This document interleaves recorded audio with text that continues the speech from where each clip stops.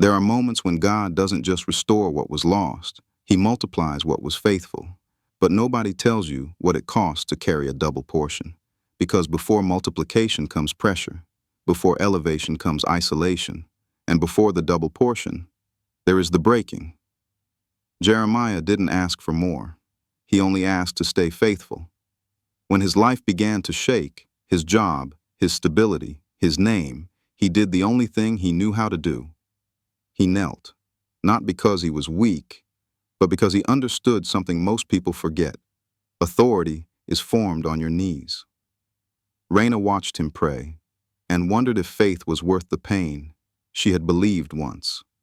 But unanswered prayers can make silence feel louder than God. She wasn't running from him.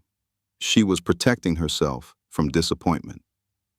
And then there was Leora, a child who didn't understand theology, but understood presence. While adults wrestled with doubt, heaven listened to the prayers of a child. Because sometimes, the smallest voices carry the loudest faith. This wasn't just a family under pressure. This was a house being prepared. A double portion isn't a reward. It's a responsibility. And not everyone survives the preparation. If life feels heavier than before, this story is for you. If God is asking more of you than ever, this story is for you. The Covenant Series. Book 4, The Double Portion. Read the book. Don't miss what God is doing next. Because the breaking was never the end.